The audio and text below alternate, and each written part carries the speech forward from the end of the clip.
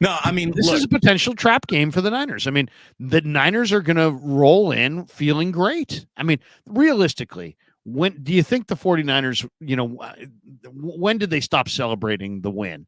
Probably at least 24 hours after the game, maybe 48 hours. Larry, I'm going to say this team's so disciplined and has such bigger sights than just beating the Eagles. I mean, that was a big win, no doubt. It meant a lot.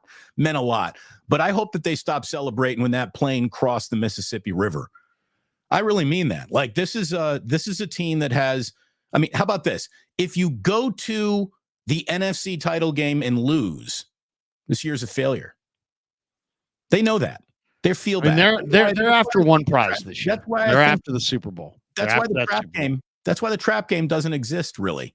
When you got a major prize to hunt like a Super Bowl, there shouldn't be any traps for you. And they now, I think, should be even more motivated because of the situation that the Eagles find themselves in. A couple of weeks ago, the Eagles were assured to be the 1 seed. There's a very good chance they could be a 5 seed, Larry, if they lose to the Cowboys, and they haven't won in Dallas since 2017. And they trip up somewhere else, and the Lions regress, and the 49ers don't take their foot off the pedal not once. The Niners could be the 1 seed when it's all said and done. Yeah. Oh, yeah. I mean, that's what's on the line here. Yeah. That's why the Niners should be focused.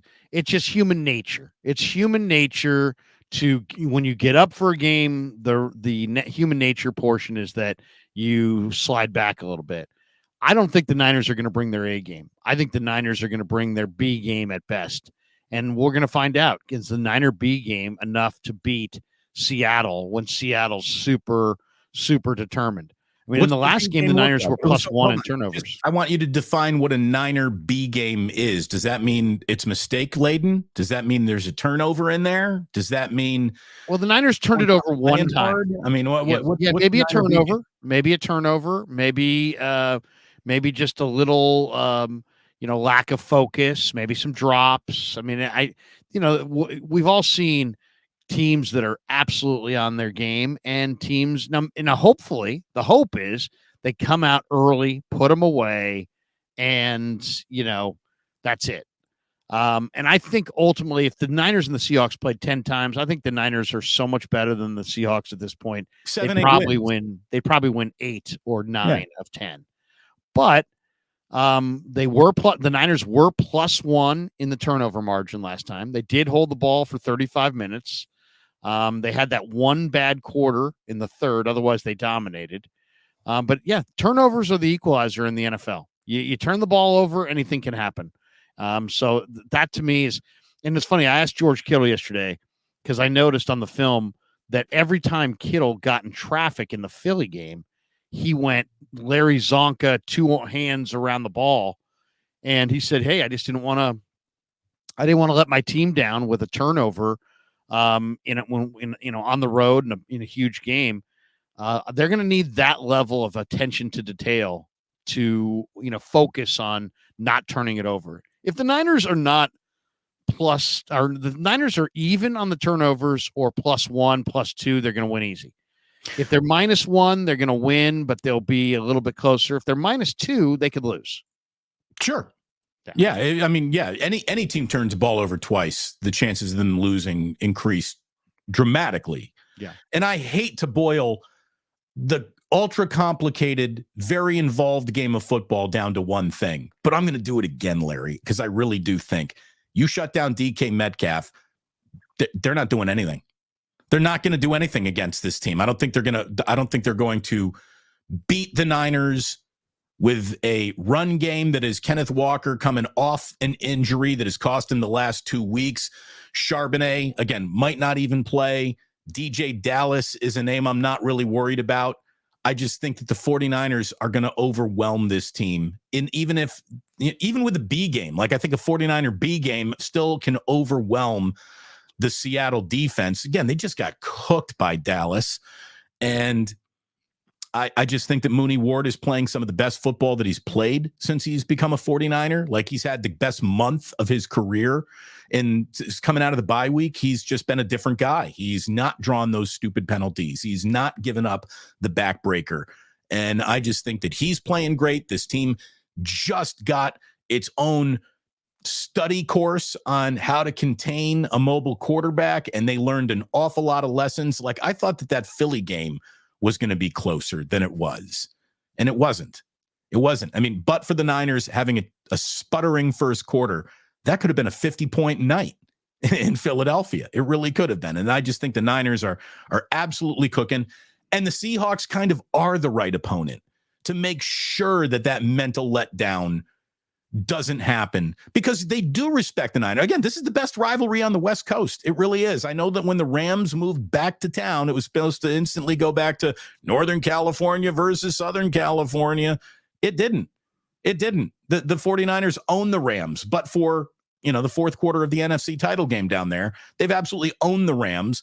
I still think Niners Seahawks is the best rivalry that they have, and that is the antidote to them taking their eye off the ball, along with everything that is riding on this year and has been for a handful of these guys. These, coming up a little bit short might be okay for a young player, a rookie on this team, but for the older players, Debo, the stalwarts, Kittle, Trent Williams, now coming up short is no longer an option. They need a Super Bowl, and they need one this year or next year, and I think everyone knows it. Yeah, so, but I mean, here's the thing: the Niners are looking at the whole picture, which is the Super Bowl. So what does that mean? That's one of the reasons Eric Armstead is not playing this week. Eric Armstead is one of their best defensive linemen. He might be their best defensive lineman, all things equal. If you look at the first Seattle game, the reason the Niners kicked Seattle around is that the Niner D-line destroyed the Seahawk O-line. Is Armstead 100% out? What's that? Armstead's 100% out. Yeah, he's out. He's not playing. Okay. He's not going to play this week, and he's probably not going to play next week. All right. So Geno was sacked 6 times in that game 2 weeks ago. And Armstead, I think, had 3 hits on the quarterback and 1 of the sacks. And he is their best defensive lineman, I think, in all phases, as far as against the run, against the pass. He's really, really good. Now, obviously, there's Bosa, and Bosa is a defensive player of the year. But Armstead is so vitally important to what they do. I mean, he's their best interior player against the run, and he's a very smart player. He's the captain of the team, and he's not playing. He's got a knee injury. He also has plantar fasciitis, and they're going to sit him out. Now, if the playoffs were today, he would probably play, but the fact of the matter is it's not today. So they're going to try to get by this week and next week against 2 divisional opponents without Eric Armstead. Now, what does that mean? I'm not sure exactly what that means as far as what it's going to look like and without him. I mean, Hargrave is special. Kinlaw, I talked to him yesterday. He's primed to play, and he's coming healthy. Off a career game, right? I mean, coming off a great game. And I like Talia Kevin Davis Givens. is going to play a lot of reps as well. So that's what Wilkes told us yesterday. He said, get ready to see a lot of Talia Davis. Over Kevin Givens? Well, no, it'll be Givens, Kinlaw, and Davis sharing the Armstead spot. But, I mean, Eric is tremendous. I mean, he really is. He's their number one anchor inside against the run, and he gives them pass rush, and he's probably their smartest defensive lineman. He's just a leader of the team, and it's a major loss to not have him. It is. And if they don't have him, and they won't, what does it look like? Do they still dominate Seattle up front? Do they still put consistent heat on Geno? Because that was the big determining factor last time. It was, Ambry got a pick, and the Niners got 12 hits on Geno. 6 of them were sacks. And, it wasn't just all Eric Armstead. Givens had a half sack. Bosa had 2. Tayshaun had 1. Hargrave had 1.5. So some of these other guys are going to have to step up. I'm really excited to see some extended run from Talia Davis just because he is so fast. He's a converted linebacker. He played linebacker at Central Florida, and now he's a defensive tackle.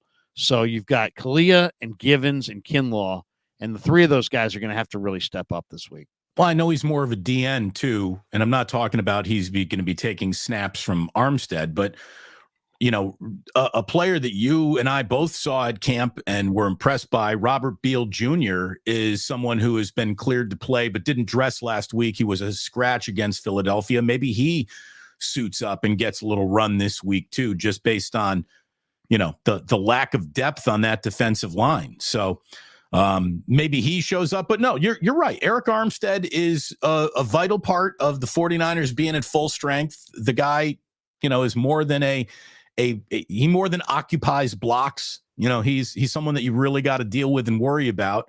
But I also think the Niners playing well without Eric Armstead is something that we've seen a lot of, because Armstead's been hurt throughout his career. And I do think that the line has not taken massive steps backwards in his absence. And hopefully that proves itself again. I mean, I just think that this team is bigger than one man's effort. I mean, they really got something going defensively since this bye week came and went. It feels like a different unit almost. They're just, instead of playing individually, they're playing together as one. And Steve Wilks, who was, very much becoming persona non grata during the 3-game losing streak, I think Steve Wilks deserves an awful lot of credit for keeping the unit together, making the tough choices, whether it be going further away from his chosen son of Isaiah Oliver and admitting Ambry Thomas is better in the slot, and I need to count on him more. It feels like, not to mix our sports metaphors, but I think a lot of frustration with the Golden State Warriors is Steve Kerr Steve Kerr's not making decisions based on what's actually happening. He's making decisions based on the way he wished things were happening in terms of some of these lineups that the Warriors have been running out. And I think it's almost the opposite of that for Steve Wilks, where he might have come in with an idea, but then he realized that idea wasn't working. And so he's got to go to different players and make adjustments. And he's done it. He's done it. Yeah. I mean, to me, there was three things. Ambry Thomas has probably changed this year more than any one player, right? Yeah. I mean, I think there's three elements. I mean, the Niners looked terrible against Cincinnati, right? They couldn't, Cincinnati did anything they wanted. The Niners defensive line got pushed around. Everybody was open. The coverage was loose. Right. Mixon had major on the ground. Major problems. Now, it was partially fatigue, right? And then they went into the bye week. They got a little rested up, but they also did some other things. They took Oliver off the field. They put Ambry on the field. They took Steve from the booth. They put him on the sideline, and they added Chase Young. So if you're saying of those three moves, how would you rank them on the order of importance? I know lots of people have pointed to, well, Steve's on the sidelines. That's the big move. It's the least important. I would say it's the least important too. I think the big one is Ambry. Ambry's a prototype corner. He's 6 feet. He's 195. He's got long arms. He runs very fast. We're talking about 4.4 flat. And he was a 3rd-round draft choice for a reason, because he's got big-time speed and he's almost the prototype as far as what you're looking for in a corner. 6 feet, 195, great recovery speed, and he's tough as hell. He really is tough. And you've now put your 3 best corners on the field. You took Oliver off, and in fact, this week, the Niners added Logan Ryan, the former Patriot, the former Buccaneer from last year. Logan Ryan's won a couple Super Bowls. I actually think that Logan Ryan is going to push Isaiah Oliver one more step back. I think you're going to see Logan Ryan and not Isaiah Oliver at times when they go to that, when they need that backup replacement defensive back. I think it's going to be Ryan, not Oliver. But yeah, Ambry Thomas has allowed them to put their best 3 corners on the field. To me, if you looked at that Philly game, there were times where Jalen Hurts had 5 seconds. There were times, I mean, the Kinlaw sack, he literally retreated and moved around, and he had all day to throw. But, as Wilks said yesterday, we went with plaster coverage, and they basically just, they were mirroring Lenore, Mooney, and Ambry were absolutely mirroring the Eagles receivers all over the field, and so Kinlaw got a coverage sack. So I mean, the Niners, we haven't seen that recently. I mean, when they played Minnesota on the Monday nighter and Cousins carved them up on 3rd down, every single time he went to a receiver on 3rd down, he was open. The next week against Cincinnati, every single time that Joe Burrow dropped back to pass, he had somebody open. The coverage was night and day compared to what we saw against Seattle 2 weeks ago and against Philly this week. If that same coverage can show up this week, Niners should win this game comfortably. I think you're right. And I just think that goes, you contain DK Metcalf. You make sure that, Lockett doesn't go bonkers on you. And it just feels like a win over the Seahawks from a team that is absolutely focused and dialed in and playing some of their best football. I know a lot of the reaction in Philadelphia is, oh, did the Eagles peak too early? I feel like the Niners are starting to peak here at the right time.